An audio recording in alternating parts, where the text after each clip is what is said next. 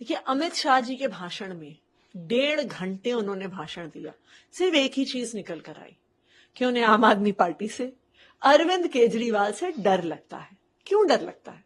क्योंकि वो तो 20 साल से गुजरात में सरकार चला रहे हैं, उत्तर प्रदेश में चला रहे हैं, मध्य प्रदेश में चला रहे हैं, लेकिन किसी भी राज्य में वो 24 घंटे बिजली या फ्री बिजली नहीं दे पाए। किसी भी राज्य में हर घर तक पानी नहीं पहुंचा पाए। सरकारी स्कूलों को प्राइवेट स्कूलों से बेहतर नहीं कर पाए। सरकारी अस्पतालों को प्राइवेट अस्पतालों से बेहतर नहीं कर पाए। तो इसलिए अरविंद केजरीवाल के आम आदमी पार्टी के काम से अमित शाह जी को डर लगता है, और उनके 1.5 घंटे के भाषण में ये डर छलक रहा था। पर मैं अमित शाह जी को बताना चाहती हूं, मैं प्रधानमंत्री नरेंद्र मोदी जी को भी बताना चाहती हूं कि कल आपने अरविंद केजरीवाल का अधिकार नहीं छीना, आपने दिल्ली की जनता के वोट के अधिकार को छीना है। और आने वाले लोकसभा चुनाव में दिल्ली की जनता आपको इसका जवाब देके रहेगी।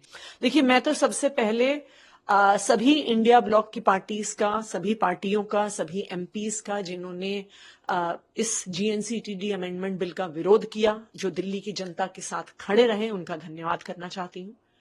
मैं इसलिए भी धन्यवाद करना चाहती हूं कि उन्होंने इस बात को पहचाना कि ये सिर्फ अरविंद केजरीवाल या आम आदमी पार्टी की लड़ाई नहीं है, ये संविधान को बचाने की लड़ाई है, ये देश के संघीय ढांचे को बचाने की लड़ाई है। और खास करके हम धन्यवाद करना चाहेंगे पूर्व प्रधानमंत्री मनमोहन सिंह जी का, जो बीमारी की हालत में भी व्हील चेयर पर पार्लियामेंट में आए, शिबू सोरेन जी का, जो खुद बीमारी की हालत में रांची से एयर एम्बुलेंस दिल्ली में आए। और मैं ये मानती हूं कि जो सारे इंडिया ब्लॉक के एमपीज, एक एक एमपी मौजूद रहा, उससे भारतीय जनता पार्टी को यह स्पष्ट हो जाना चाहिए कि ये सारी पार्टियां संविधान के बचाव के लिए, संघीय ढांचे के बचाव के लिए, लोकतंत्र की हत्या ना हो, इसके लिए साथ हैं और साथ रहेंगे। बिल्कुल मजबूती दिखी कि संविधान का अगर कोई हनन करने की कोशिश करेगा तो सब लोग एक साथ खड़े रहेंगे। अगर भारतीय जनता पार्टी लोकतंत्र की हत्या करने की कोशिश करेगी तो पूरा इंडिया उनके खिलाफ खड़ा रहेगा। अगर भारतीय जनता पार्टी संघीय ढांचे को तोड़ने की कोशिश करेगी तो पूरा इंडिया उनके साथ लड़ाई लड़ेगा। ये कल संसद में स्पष्ट मैसेज पूरे देश को गया है। देखिए, भारतीय जनता पार्टी के जो नेता हैं, हम बार बार कहते हैं वो बेचारे पढ़े लिखे नहीं है, तो क्योंकि वो पढ़े लिखे नहीं है, उन्होंने जो कंडक्ट ऑफ रूल्स है पार्लियामेंट का, उसको भी नहीं पढ़ा हुआ है। उसमें कहीं नहीं लिखा है कि सिलेक्ट कमेटी के लिए किसी का भी सिग्नेचर चाहिए होता है।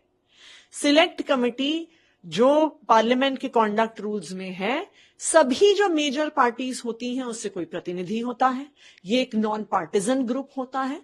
तो राघव चड्ढा जी ने अपने स्वविवेक से कई सारे सांसदों का नाम डाला, उसमें प्रस्तावित किया। ये एक प्रस्ताव था। अगर कोई सांसद सिलेक्ट कमेटी में नहीं होना चाहता तो वो स्पीकर साहब को बताएं, अगर कोई नहीं होना चाहता तो वो अपनी आपत्ति दर्ज करें। लेकिन कहीं से भी ये प्रिविलेज का मामला नहीं है।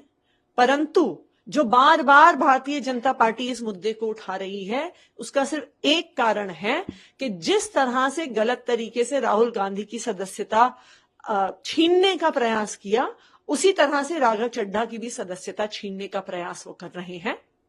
लेकिन ये जो पूरी कवायद है, एक चीज दिखाती है कि देश के गृह मंत्री अमित शाह, देश के प्रधानमंत्री नरेंद्र मोदी, दुनिया की सबसे बड़ी पार्टी भारतीय जनता पार्टी, लेकिन उनको एक छोटी सी पार्टी के 30 साल के सांसद से डर लगता है।